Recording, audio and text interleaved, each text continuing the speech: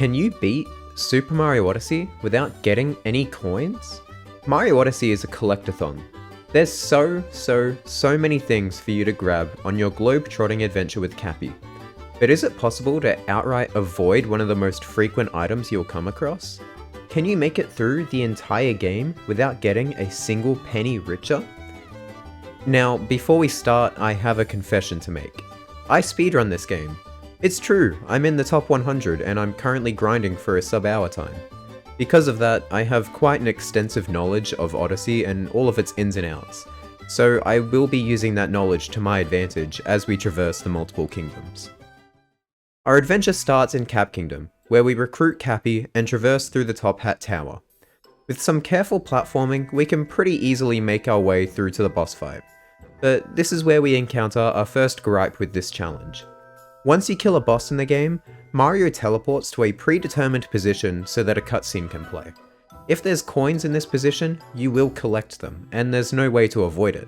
So the strat going forward will be to stall and let coins despawn, so that we don't accidentally collect them over something we can't really control.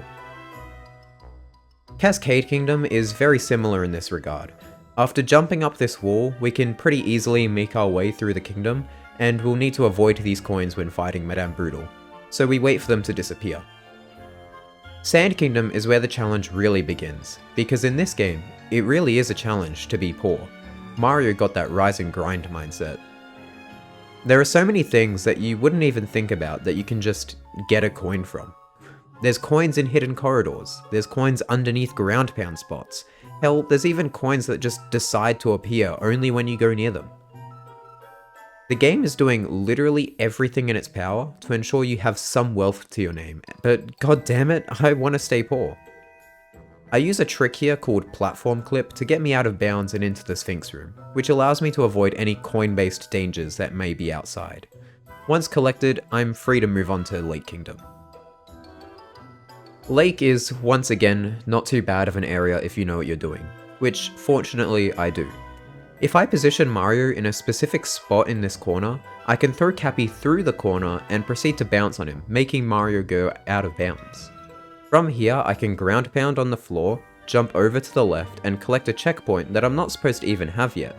Then I can get a moon below, warp back up to the top of that checkpoint, and get another moon, all without coming close to a coin.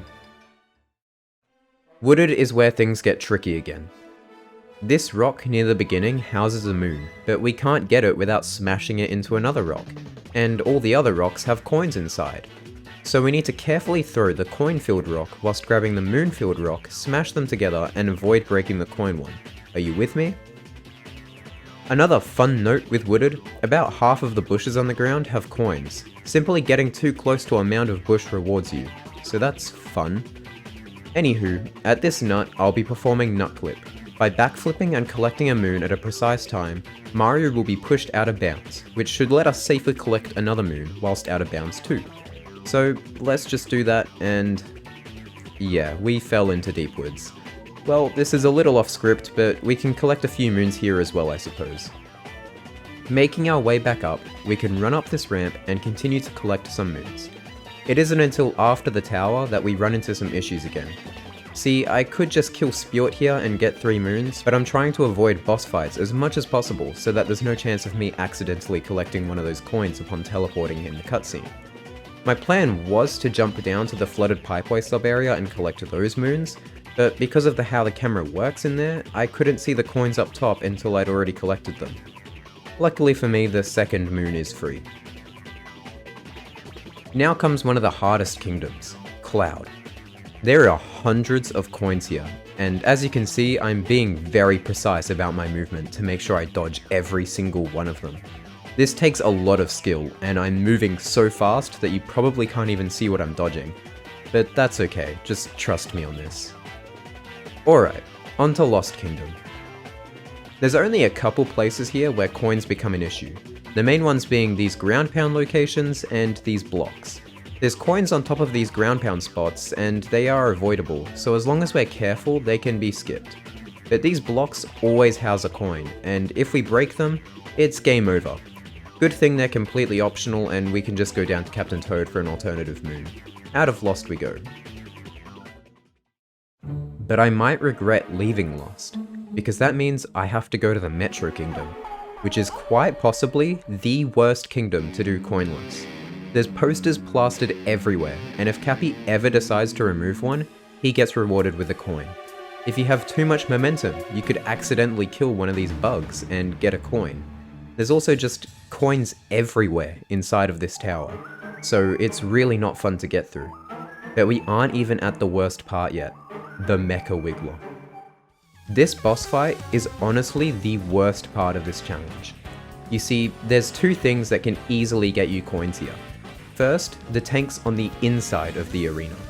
There's two tanks here, and you need to capture one in order to beat the boss. But if you do that, the second one just blows up. It just decides to die, and when it does, you get a coin. Why am I being rewarded for this tank's decision? Anyway, you have to capture both tanks and let one of them naturally despawn before damaging the boss to avoid this. The second issue here is the tanks outside the arena. Yep, tanks you can't even see or control. This fight takes place in the middle of Metro Kingdom, and there's normally tanks here at night. These tanks still exist while you're fighting the boss and will still try to shoot you, and if they happen to shoot an enemy, a block, or hell even each other, do you want to guess who gets rewarded? Yeah, this game's pretty stupid. So you basically have to pray that that doesn't happen, and eventually you can overcome the fight. Great, now into daytime. There's not nearly as many issues here. In the normal any % speedrun route, which I was basing this run off of, you'd get a few moons that I now can't get. For example, this Gerda moon is completely blocked by coins. Luckily, Metro is so full of moons that I can simply get a different one and move on. On to Snow Kingdom. The only problem I ran into here was the umbrellas. It's a super trivial thing, but I normally don't even notice that there's coins up here. But jumping on the side of the umbrella lets me easily avoid them. So finish the kingdom up with Snowdram and we're on our way to Seaside. Seaside is quite interesting. You see, there's this moon hidden in a secret passage that would normally be impossible to obtain. The entire passage is riddled with coins, and there's no way we are going to go through it. Luckily for us, this game treats walls as a suggestion.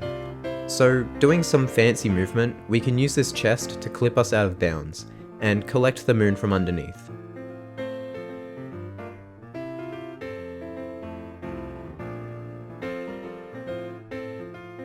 We can't get this moon at the northern reaches because it requires us to shake it 3 spots and I'd typically end up killing a kombu. Yes, that's what the sea bacon things are called.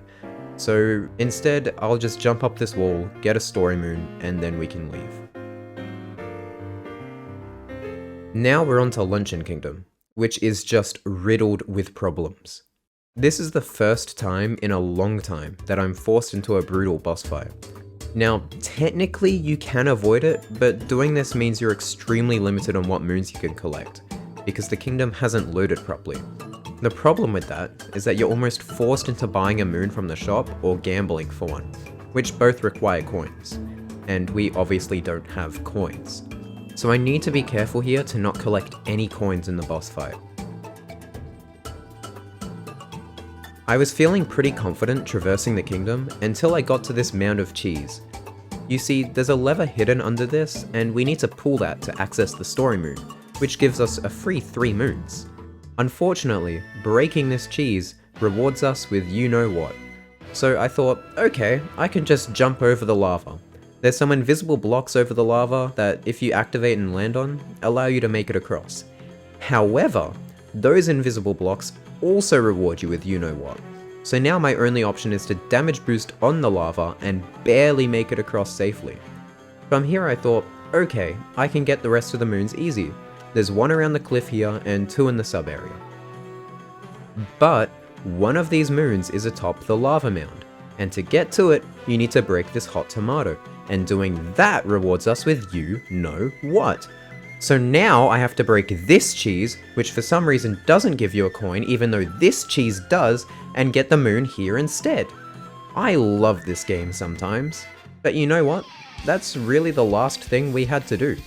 Ruined Kingdom is very tricky because just like Cloud, there's hundreds of coins everywhere, but that's fine.